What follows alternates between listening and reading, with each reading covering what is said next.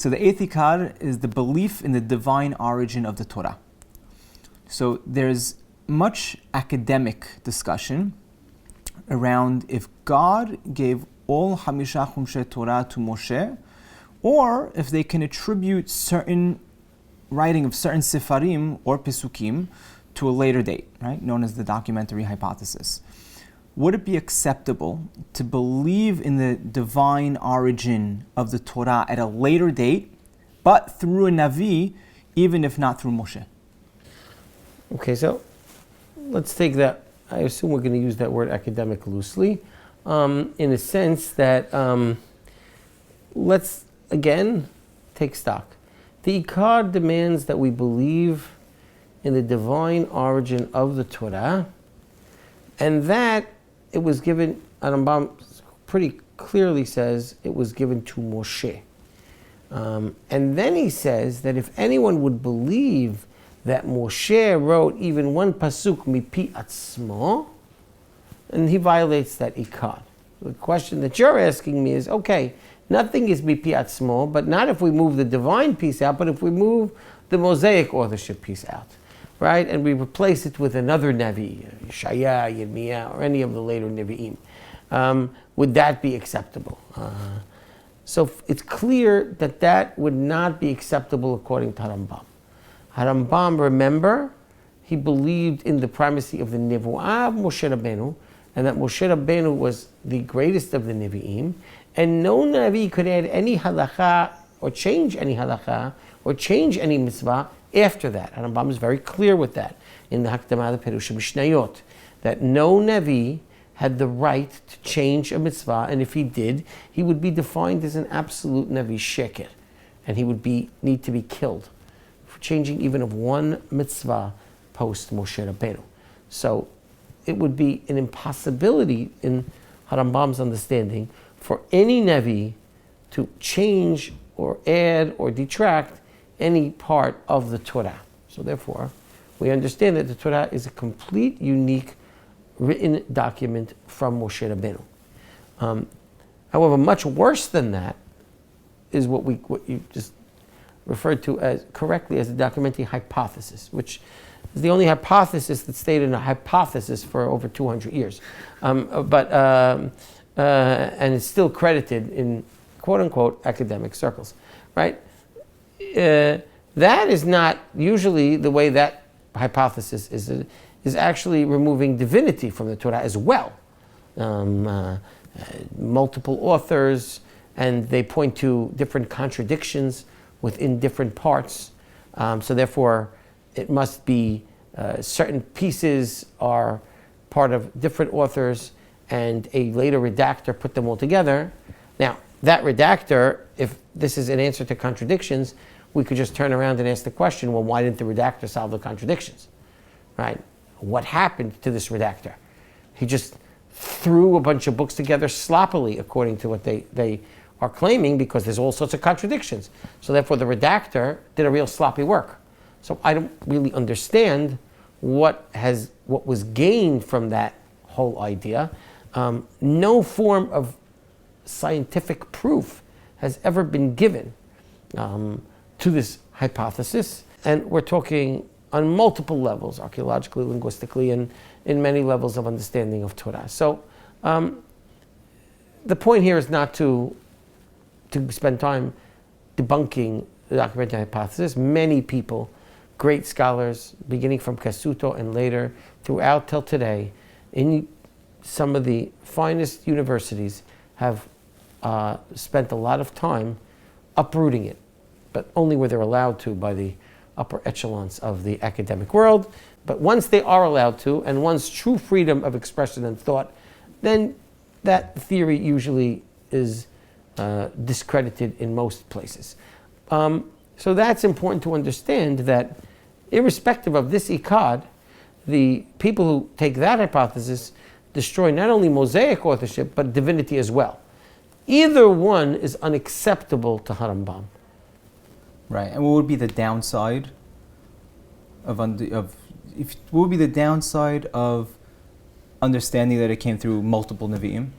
Right, because it seems that the the word of God through Moshe Rabbeinu is a complete and perfect word that is given through the greatest of the Nevi'im, and therefore cannot be added or detracted at any point.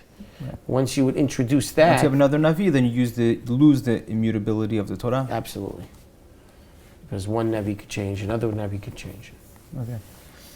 Now, there were Tanaim, quoted in Baraitot, brought down in the Talmud, who attributed the last 8 Pesukim of the Torah to Yehoshua bin Nun, recounting Moshe's death. Right? Rabbi Nehemiah is quoted having this opinion. Yeah, so that's a well-known Gemara, and which talks about the debate of the last 8 Pesukim. Again, it's a very localized argument. One opinion says that Moshe did write it.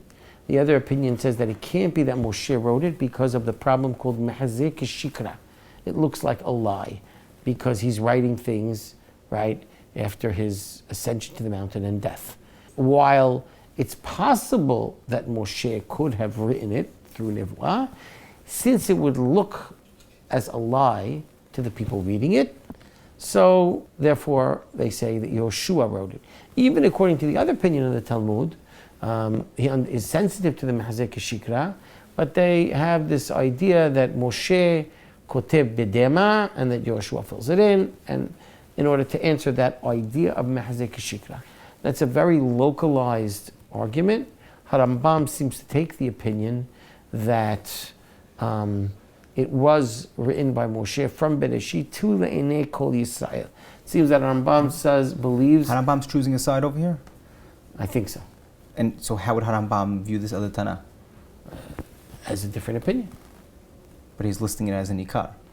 He's listing it as an Ikar in terms of that complete understanding of the authorship. I certainly would not think that HaRambam would call any Tana a Kofir, right? But he's simply tilting towards the opinion that it was written completely from Moshe Rabbeinu. Is there a difference between the Talmud speaking about these last 8 Pesukim versus what some other Rishonim, such as Ibn Ezra, may have stretched this a little further in HaRambam's eyes? So, what Ibn Ezra does is not clear. There's that very famous, what he calls Sod Shnei Masad, which seems that he may have extended it instead of the last 8 to the last 12 because Moshe's ascension to the mountain even prior to his death would necessitate that. And potential few words here and there and snippets of not even complete psukim. It's unclear if Ibn Ezra meant that. That is the claim. HaRambam certainly would reject such an approach outright.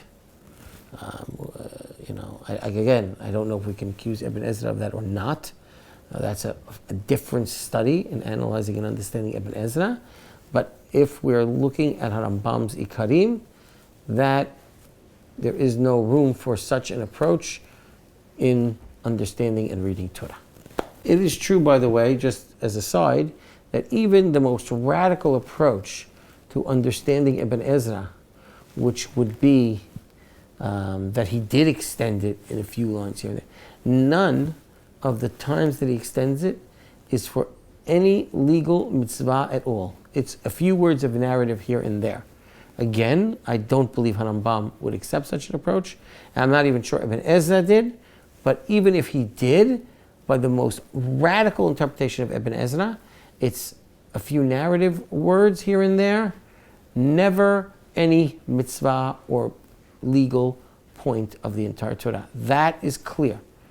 Therefore, there is no psukim, there's no room, even within Ibn Ezra's, in the most radical interpretation, to take whole chapters of texts and say this was written at a later date. No commentary would say that. There's no room in any Rishon to actually give things that a book of Devarim would be written earlier or later than any of the other books. There's no place for that. That is a figment of the imagination of modern, quote-unquote, academics.